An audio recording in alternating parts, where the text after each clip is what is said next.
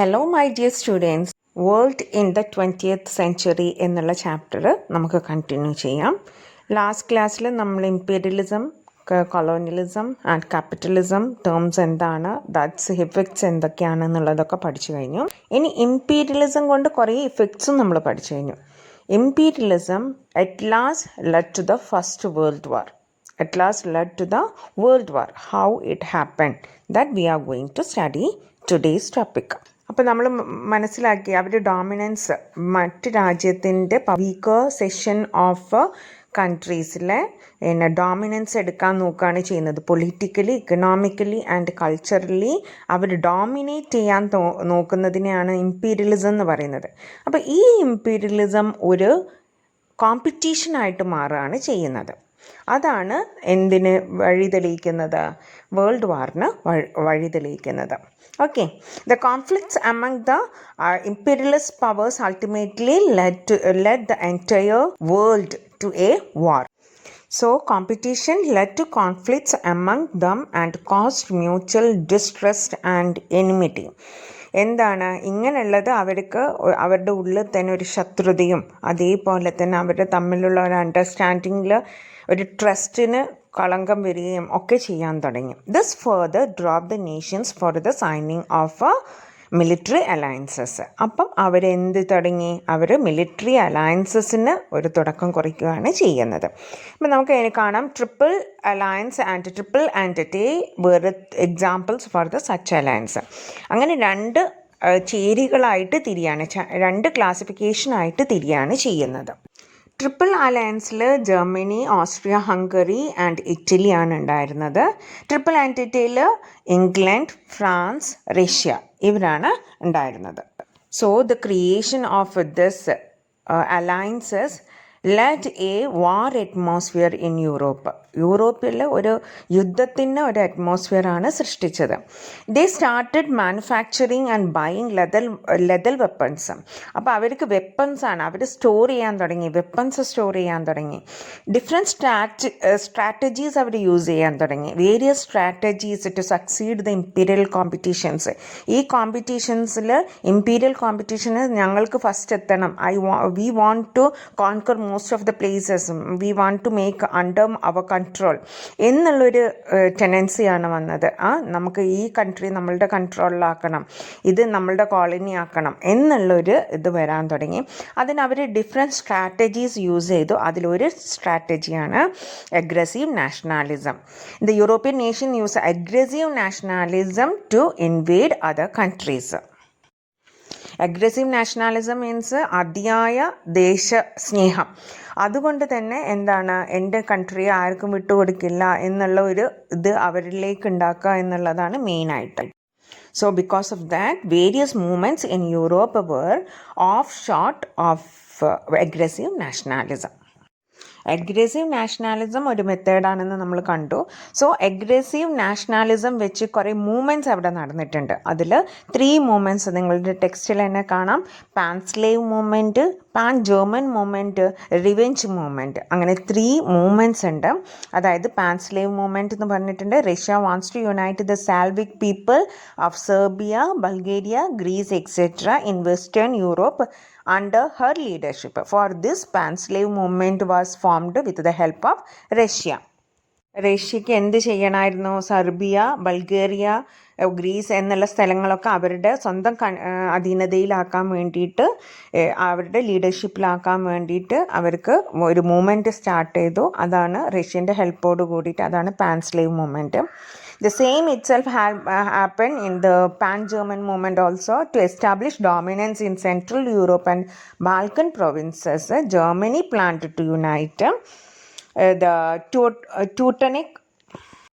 Teutonic people, and this Pan-German movement came to be under the leadership of Germany. അപ്പം റഷ്യയുടെ ഇതിൽ റഷ്യയുടെ ലീഡർഷിപ്പിലുള്ളത് പാൻസ്ലേവ് movement ആണ്. സെർബിയ, ബൾഗേറിയ, ഗ്രീസ് എന്നിവ അവരുടെ റഷ്യയുടെ ലീഡർഷിപ്പിലാക്കാൻ വേണ്ടിയിട്ടുള്ള മൂവ്മെൻ്റ് ആയിരുന്നു.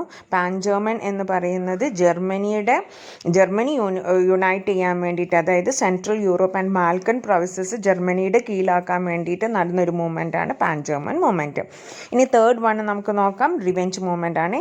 1871 Germany occupied Alsace-Lorraine, the territories that were under the control of France. To regain these territories, revenge movement was formed under the leadership of France. അപ്പോൾ ഫ്രാൻസിൻ്റെ കീഴിലുള്ള ആൽസേസ് ലൊറൈൻ ടെറിട്ടറീസ് അത് അവരുടെ കൺട്രോളിലാക്കാൻ വേണ്ടിയിട്ടുള്ളായിരുന്നു revenge movement. അപ്പം ഈ മൂവ്മെൻറ്റ്സിൽ 3 കൺട്രീസാണ്. റഷ്യ ഉണ്ടായിരുന്നു, Germany ഉണ്ടായിരുന്നു, France ഉണ്ടായിരുന്നു. So these movements because of aggressive nationalism 3 movements വെച്ചിട്ട് അവരെ യുണൈറ്റ് ചെയ്യിപ്പിക്കുകയാണ് ചെയ്യുന്നത്. അപ്പം അവരുടെ കൺട്രോളിങ്ങിന് കുറച്ചുകൂടെ they will feel very easy, so that they made it forgive the aggressive nationalism strategy and they started the movement. ഈ imperialist rivalry drove the European countries into several crises. imperialist rivalry എന്ന് പറഞ്ഞാൽ imperialist ശത്രുത. So that led to the Moroccan crisis and Balkan crisis. ഇനി imperialist crisis ആയിട്ട് നമുക്ക് പറയാൻ പറ്റുന്നതാണ് Moroccan ക്രൈസിസും Balkan ക്രൈസിസും. എന്താണ് അതെന്ന് നോക്കാം. സോഷ്യൽ വളരെ ഈസി ഉള്ളൊരു സബ്ജക്റ്റാണ്. സോ നിങ്ങളിത് കേൾക്കുമ്പം തന്നെ സ്മോൾ നോട്ട്സ് നിങ്ങളുടെ ഓൺ ലാംഗ്വേജിൽ എഴുതി വെക്കുക. അത് നിങ്ങൾ ജസ്റ്റ് ഒന്ന് ഒരു പ്രത്യേക നോട്ട് അതിനായിട്ട് വെക്കുക. എന്നിട്ട് നിങ്ങളിത് എഴുതി വെക്കുമ്പം നിങ്ങൾക്ക് എക്സാം ടൈമിൽ ഒന്ന് ജസ്റ്റ് മറിച്ച് നോക്കിയാൽ മതി. എന്നിട്ട് നിങ്ങൾ ഓൺ വേർഡ്സിൽ നിങ്ങൾ സെൻറ്റൻസ് ഫ്രെയിം ചെയ്തിട്ട് എഴുതിയിട്ടുണ്ടെങ്കിൽ you will get A+ in social science, no doubt in it. ഇനി നമ്മൾ മൊറോക്കൻ ക്രൈസിസ് എന്താണ് എന്നുള്ളത് നമുക്ക് നോക്കാം. A secret treaty was signed between Britain and France in 1904. According to this, Britain recognized the claim of France over Morocco. The French claim over Morocco was opposed by Germany, which sent battleships to the Moroccan port Agadir. France agreed to transfer a part of French Congo to Germany, and Germany agreed to concede Morocco to France in return. Thus, the problem was solved temporarily. However, their rivalry continued. എന്താണ് Morocco crisis എന്നുള്ളത് നമുക്ക് പഠിക്കാം. അതായത് ബ്രിട്ടനും ഫ്രാൻസും തമ്മിൽ 1904 ഒരു secret treaty ഉണ്ടായിരുന്നു. ഈ സീക്രട്ട് ട്രീറ്റിയിൽ മൊറോക്കോന് ഫ്രാൻസിന് കൊടുക്കുക എന്നുള്ള ഒരു തീരുമാനം ബ്രിട്ടൻ ആൻഡ് ഫ്രാൻസ് എടുക്കുകയാണ് ചെയ്യുന്നത്. സെയിം മൊറോക്കോന് ക്ലെയിം ചെയ്തുകൊണ്ട് ജർമ്മനിയും പിന്നെ വരികയാണ് ചെയ്യുന്നത്. അതിൽ അവർ തമ്മിലൊരു ധാരണയിലെത്തുകയാണ് ചെയ്യുന്നത്. മൊറോക്കോന് ഫ്രാൻസിന് തന്നെ കൊടുക്കുക, ജർമ്മനിക്ക് ഫ്രഞ്ച് കോങ്കോ എന്നുള്ള പ്ലേസ് കൊടുക്കുകയും ചെയ്യുന്നു. പക്ഷേ ഈ പ്രോബ്ലം അപ്പം ടെമ്പററിലി സോൾവ് ചെയ്തെങ്കിൽ കൂടിയിട്ടും inside they have a enmity. Okay, ഇതാണ് മൊറോക്കൻ ക്രൈസിസ് എന്ന് പറയുന്നത്. ഇനി നമുക്ക് ബാൽക്കൻ ക്രൈസിസ് എന്താണെന്ന് നോക്കാം. Balkan region is situated in Europe close to the Aegean sea and Black Sea. It was a part of Ottoman empire. Ottoman എംപയറുടെ കീഴിലുള്ള ഒരു സ്ഥലമാണ് ബാൽക്കൻ റീജിയൻ എന്ന് പറയുന്നത്. In 1912 Balkan league defeated Turkey.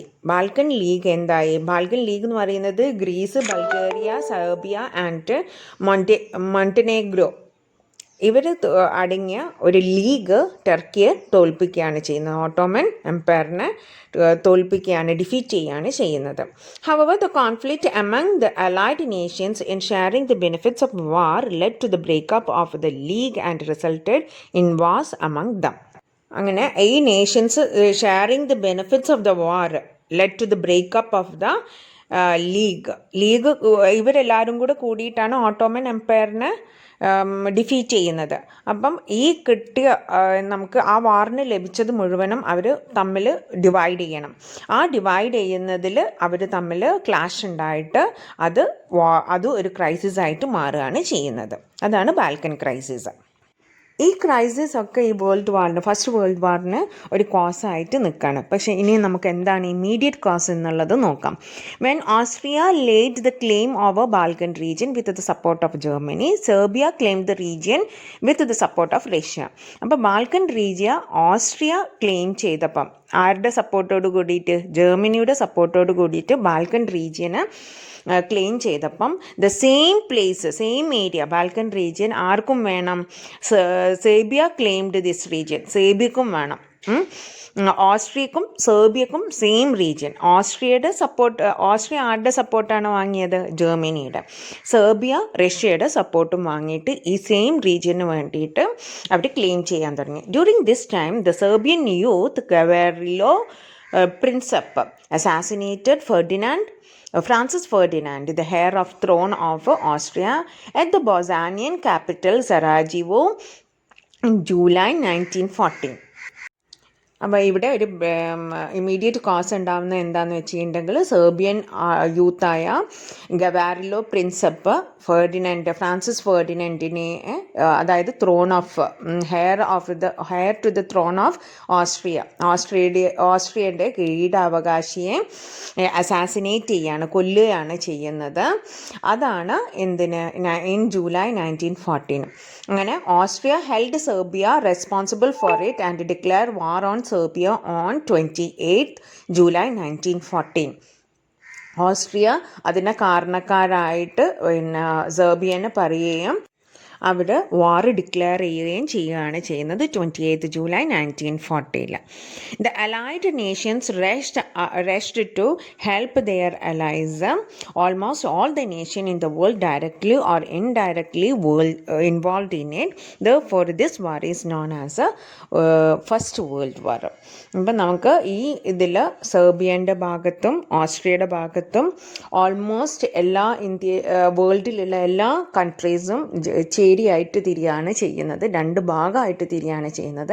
അതാണ് നമ്മളുടെ ഫസ്റ്റ് വേൾഡ് വാറിന് മെയിൻ കോസായിട്ട് കാണുന്നത്. So ഈ ടോപ്പിക്സൊക്കെ നിങ്ങൾക്ക് മനസ്സിലായി എന്ന് വിചാരിക്കുന്നു. ഇനി അടുത്ത ക്ലാസ്സിൽ after math of the war and piece efforts എന്നുള്ളത് നമുക്ക് ഡിസ്കസ് ചെയ്യാം. അതിനെ തുടർന്നുള്ള ടോപ്പിക്സ് നമുക്ക് ഡിസ്കസ് ചെയ്യാം. So all of U prepare A small short notes on these topic and keep it ready for your exam.